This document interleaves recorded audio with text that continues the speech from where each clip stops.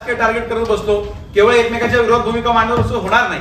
आज 33 याचिका आपल्या सुप्रीम कोर्टामध्ये प्रलंबित आहे। खरं तर 73व्या घटना दुरुस्तीनंतर मी आणि रामभाऊ दाभाडे एकदा देखील आरक्षणाच्या रचनेच्या बद्दल हायकोर्टमध्ये आम्ही गेलो होतो। हायकोर्टने आम्हाला सांगितलं की तुम्हाला निवडणूक नाही थांबवता येणार। आमची याचिका त्यांनी दाखल करून घेतली, पण निवडणुकीला कधीही आपल्या हायकोर्टनं स्थगिती दिली नाही। कारण निवडणुकीमध्ये हस्तक्षेप किती करायचा आणि किती नाही करायचा हे देखील कोर्टाने ठरवायचं असतं। कारण निवडणुका 5 वर्षात घेणं बंधनकारक आहे। सुप्रीम कोर्टाने 2006 साली देखील एक निर्णय दिला की आम्ही निवडणुका नाही थांबू शकत, तुमचं ऐकून घेऊ, त्याच्यावर निर्णय देऊ। त्या निर्णयाची अंमलबजावणी या संस्थांना करावी लागेल, निवडणूक आयोगाला करावी लागेल, परंतु निवडणूक आम्ही थांबू शकत नाही।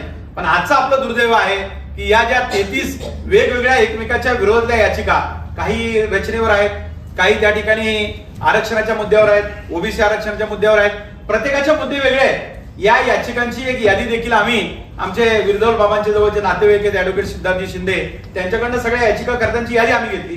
कैलास गोरे पाटलांनी जे वकील आपले पास होते त्यांच्याकडनं पण यादी मागवली।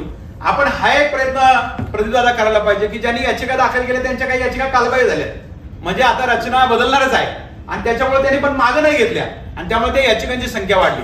आणि सुप्रीम कोर्टाने मागच्या तारखेला फक्त 2 मिनिट ऐकले, किती 2 मिनिटामध्ये सांगितलं की आता पुढची तारीख 6 मे देऊन टाकली।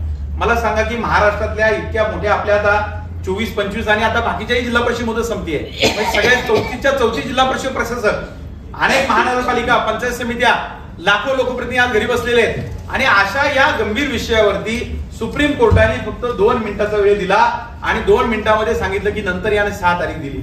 आता 6 तारखेला असंच झालं, पुन्हा त्या ठिकाणी तारीख दिली तर तारखावर तारखा परत जातील आणि कित्येक वर्ष पुढच्या निवडणुका अशाच लांबत जातील। कदाचित जनगणनेचं काम सुरू होणार आहे आणि जनगणनेचं काम सुरू झालं तर तेही कारण देऊन निवडणुका पुढे 2 वर्ष जाऊ शकतील आणि मग या संस्थांचा अस्तित्व राहणार आहे की नाही याचाही विचार आपल्याला राजकीय पक्षाच्या पलीकडे जाऊन करावा लागेल। आणि म्हणून या निमित्तानं आपल्यातले अनेक लोक अभ्यासू आहेत। 73वी घटना दुरुस्ती आपल्या लोकांनी वाचलेली आहे, काही लोक आपले वकील आहेत, त्यांना कायद्याचं ज्ञान आहे आणि म्हणून आपण जे याचिकाकर्ते आहेत 33 लोक यांच्यातल्या काही लोकांना आपल्याला भेटता येईल का? त्याची काही नावं वाचली तर आपल्या जिल्ह्यातली ओळखीची आहेत, त्यांच्याशी बोललं म्हणजे आमचा विषय आता काल पाहिजे, आम्हाला काही इंटरेस्ट नाही।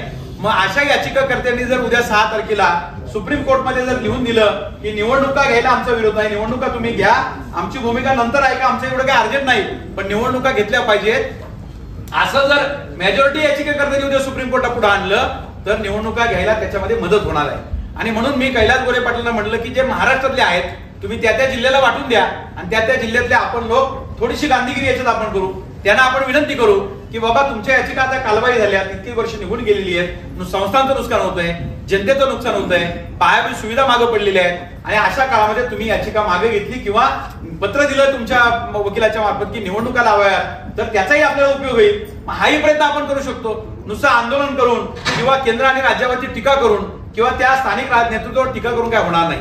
आपल्याला ही केस सुप्रीम कोर्टामध्ये आहे आणि अशा काळामध्ये सुप्रीम कोर्टाला देखील वाटलं पाहिजे आणि म्हणून आज राज्यभरातल्या जवळ 23 जिल्ह्यामध्ये काही ना काही माध्यमातून सुप्रीम कोर्टाचं लक्ष वेधून घेण्याचा राज्यकर्त्या